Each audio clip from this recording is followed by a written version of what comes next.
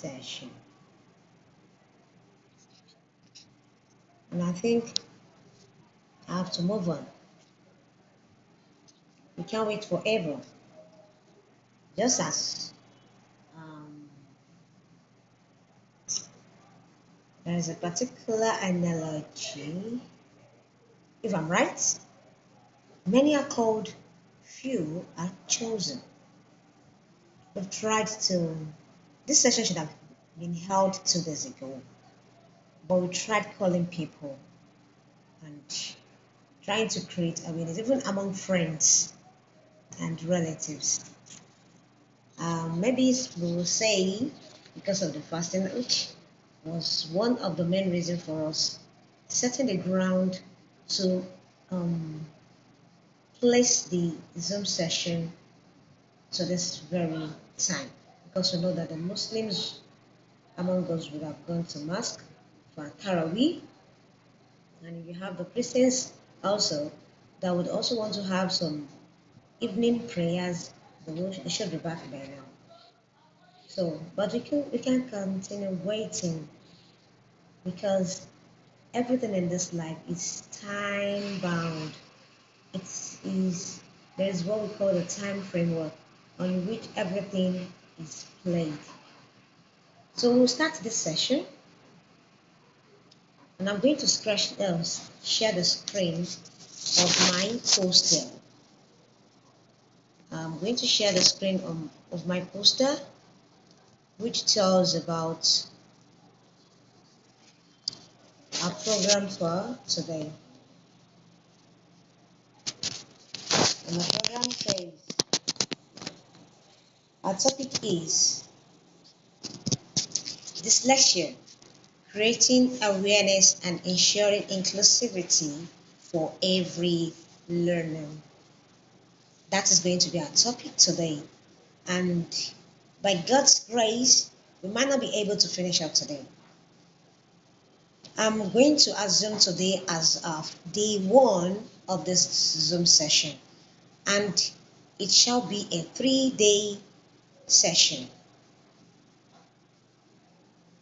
And before I move on, I need to give a brief about the organization under which umbrella I am making this advocacy and awareness campaign, and that is Africa Dyslexia Organization.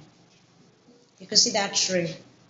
To me, I assume that the tree stands for, it signifies breathing and continuity. Breathing in the sense that we create, we bring something to life, and we make sure it continue growing just like a tree, and the roots continue to get deeply sunk into the soil. That is my own interpretation of the logo of Africa Dyslexia Organization. Now, I came across this non-governmental organization last year, if I'm not mistaken, I think by August, when they were trying to bring up the training program for cohort 2025. Immediately I saw the word dyslexia, I took it up without giving a second thought. And what makes me to really want to work on this learning challenge? Many years back, let me say almost a decade now, I watched this movie about produced by Amir Khan, whose movies have been educationally bound. His movies have always been something that has to do with education and enlightening parents and educators, and making us to understand that every child has his or her own learning abilities, capabilities, and time frame to achieve his or her ambitious goals. So ever since I've watched this movie, I was so fortunate to also meet a learner around that period, whose case was as similar as that of that little boy in the movie. So it was this learner of mine that made me to take it up that every learner has his or her own hidden key. The hidden golden key is there. This boy had learning challenges both in the writing and reading. He was so poorly trained and raised up educationally and, or let me say, academically. I took this boy up when he was admitted into our school back then in GSS1 class under no acceptance from the proprietress. I stood in to take it up and help this boy, that I shall come in and help him. Lo and behold, despite this learning challenge is facing this boy has a great skill of chess game. He is a standout. And imagine someone that has, should I call it neurological challenge or flaw to cope with academics, could handle chess as though it was just like just like a kick and throw game. That very year he was in GSS1, we organized an indoor game, in inter-house indoor game that very year, and this guy stood out. Even he had to beat parents who were our invited guests, hands down. So that started, I began to develop interest in learners that I believe are having academic challenges, but have that hidden gift, which is waiting for someone to unlock the door and release it into the open. Now, what am I driving at? When I came across this non-governmental organization named African Dyslexia Organization last year, I decided to step in, though I faced a lot of challenges for me to meet up with some of their criteria, even till present.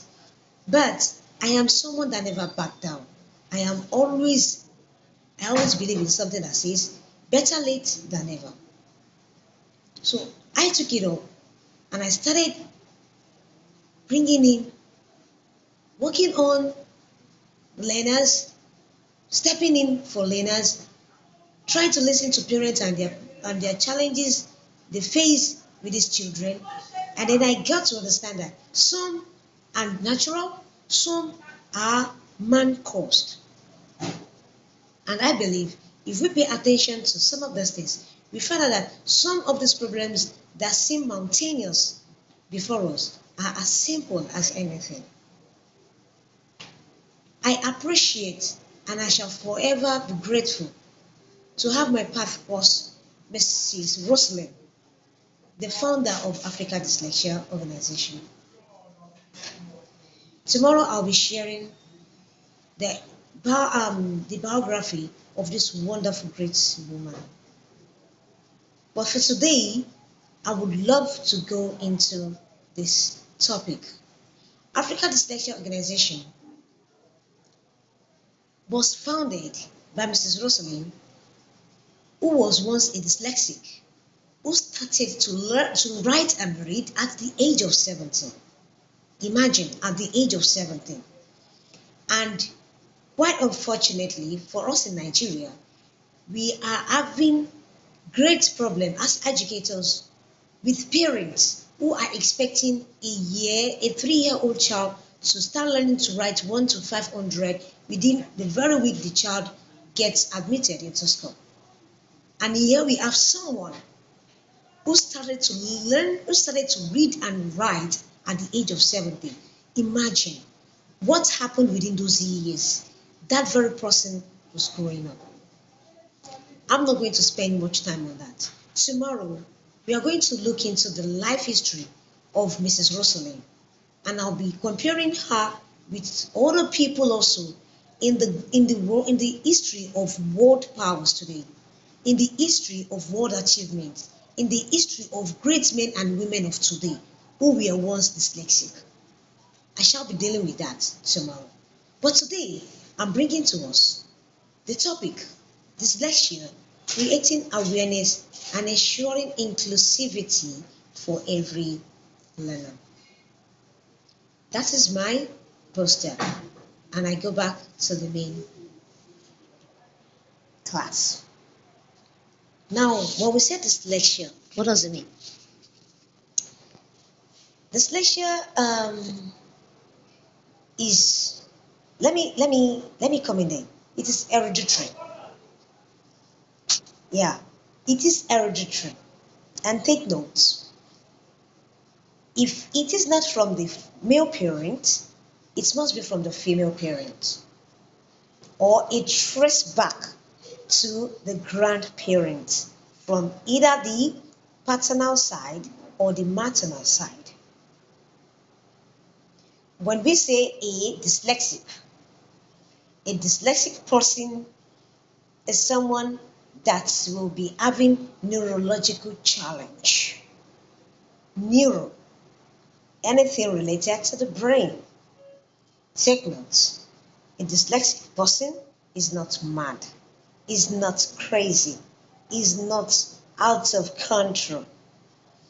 He is only having challenge with one thing: the ability to allow the brain to process and the ability to organize the message from the brain. Now, when we are referring to dyslexia, we are referring to memory. A message getting into the memory and the brain processing it for the user to sequence the message and organize it to make a meaningful message. A teacher passes a piece of information to a learner. You find out that some learners would immediately respond properly, while a learner will still be struggling to understand. It is not that the child will not understand you. It is only taking time for the brain to process the message, the information, let me put it that way, sequence it properly in the normal order for the user to organize the message in order to respond to it. So a dyslexic person gets disturbed or gets paused by the brain because it takes the brain some time to process itself for it to give a meaningful message. And sometimes along the line, the dyslexic might miss out because the brain seems to be in a non-sequential order for it to make the message meaningful. That is why. Watch out, some adults also miss out information. But by the time you give 2, 3, they'll tell you, no, I think I've missed out something. So, a dyslexic person is likely to have short-term memory. Short-term memory. Just for it to know, because of the let me say, because of the messages they were bombarded on him or her, he might just pick up the most important one, or probably just pick up the one that catches his attention and drop others. Now, when we talk about a dyslexic person does not have any problem with physical ability. So a dyslexic person is not an autistic person. An autistic person is somebody that has neurological problem that affects the speech and some other parts of the body, like the hearing or the sight.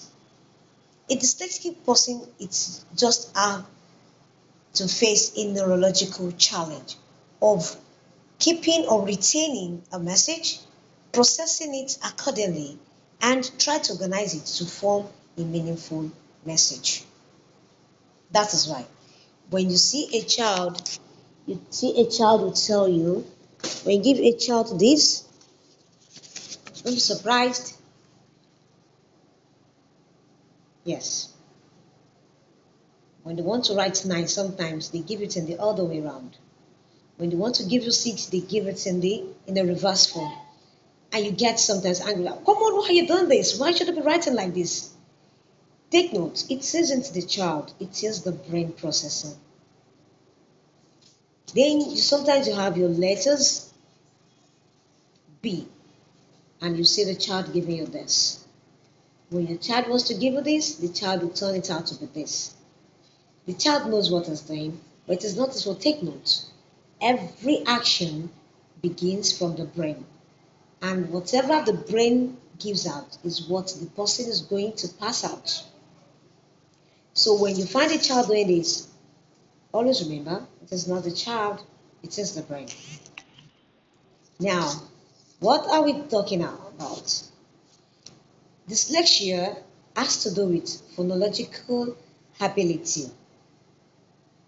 It is a phonological difficulty, which means that the learner has poor phonological skills.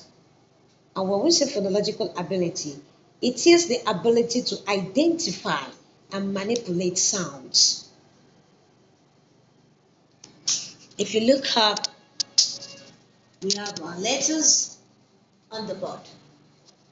Now, don't be surprised. A child knows this is R.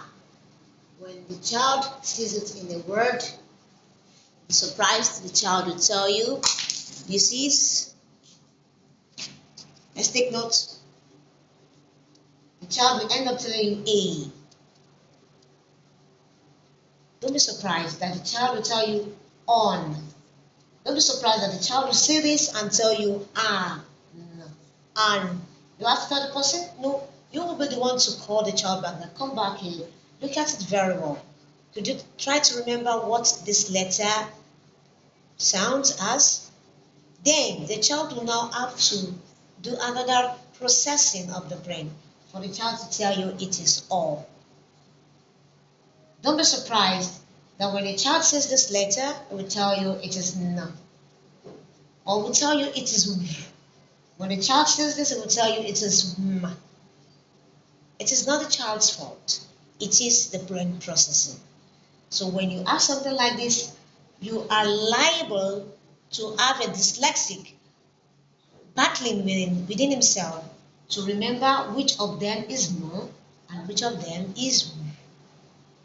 That is what we call dyslexia. Now, if you are to tell me, how do you handle this?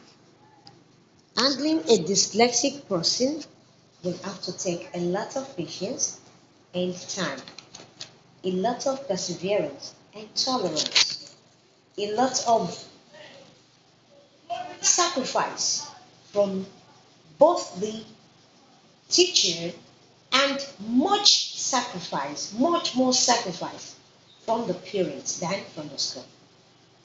Let us understand one thing, that children meet new teachers every session, but the parents are always there to help the child when the need arises. That is why I have said much more sacrifice from the parents and members of the home, while the teacher with the school sets a platform where dyslexic learners can be well handled and well managed. I proceed. When we refer to a dyslexic person has phonemic difficulty. And what do we mean by phonemic skill? A phoneme is a letter that makes up a word, just like I've described the other time. A child might see letter M and call it letter W, and might see letter A and call it O. And don't be surprised if the child will see letter E and call it letter I. And take note, letter E is called E as a name. And when he sees letter I, he will call it E. Now, when he sees letter E, that very E that rings in his memory will still continue to make him to see letter E. So, phonemic challenges is also one of those things which a dyslexic learner face.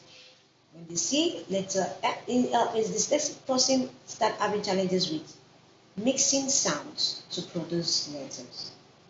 And when they are trying to mix, and in phonology, we mix sounds to form words. And we mix letters together to produce new sounds from the joining of two or more sounds. So how do we go about it? We ensure that our learners are not left out.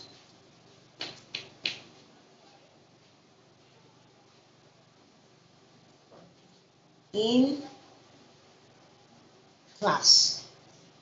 We try as much as possible to carry them along. With this, we can be able to make them to understand that in every class there is a dyslexic person. In every class there is a dyslexic person. It could be a person that is having phonological challenge, whereby he misses a letter for another. It could be a learner that is having problem with handling, inability to handle more than one instruction. If you start saying, pick a pen and write on the board, the child will only remember that he or she is to pick the pen, but the child will not remember that he or she is to write. Don't be surprised. So, whichever of them they belong, we need to identify which group the dyslexic person falls into, and we try as much as possible to keep the school informed and get the parents updated. We can't just let them be. That is why I am bringing this session up to start with educators and parents.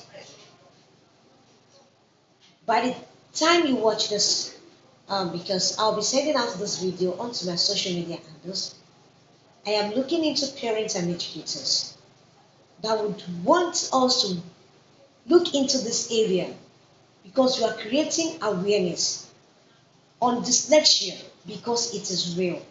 We are creating awareness on dyslexia because it is among us. We are creating awareness on dyslexia because it has come to stay. Either we like it or not, we have it in our home. We have someone like that that is struggling with his reading or writing abilities. We have someone, even adults, that will see a number, especially when number becomes two or more, but there's two or more digits. But don't be surprised when an adult sees 101, we tell you it is 110. When an adult sees 1011, we start calling it 1100. It happens in our businesses daily. So how do we manage this? Should we start telling the adults how to learn these numbers? It depends on if the adult is ready to. Nobody is too old to learn. Learning starts from cradle to grave. It doesn't end. Now, when we are referring to dyslexia, we want us to understand that in most schools today, teachers, don't let me point at anyone. Let me see. Most of these learners that are lagging behind are left alone. And that is why Africa Dyslexia Organization is coming out, is already out. It is a Ghana-based organization, and we are working together with them to bring the awareness into our country. Most people must have heard about it, but we are not fully aware, we are not fully conscious of its effects on the children. And let us take note. Most of these kids, back then, while I was growing, dropped out of school because nobody was ready to step in and help them. They were crying silently within themselves, waiting for someone to see the unspoken tears, waiting for someone to listen to the unspoken words and come to their aid.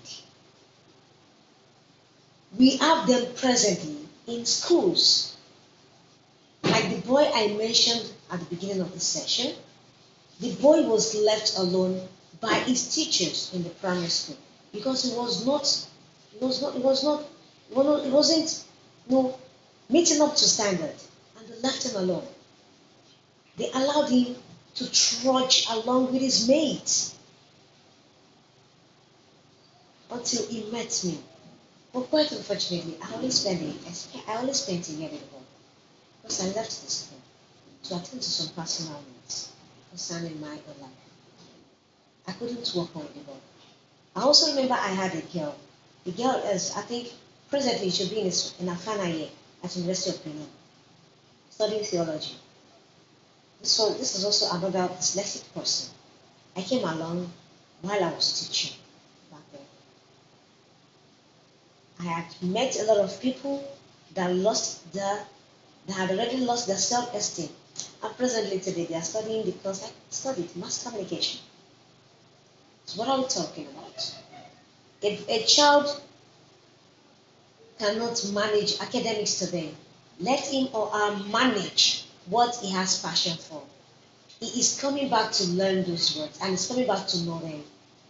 But if we allow that dyslexic learner to lose his ground in the skill he has, in his abilities, in his own natural skill endowed on him, if we allow him to lose that self-esteem, he's going to lose it forever.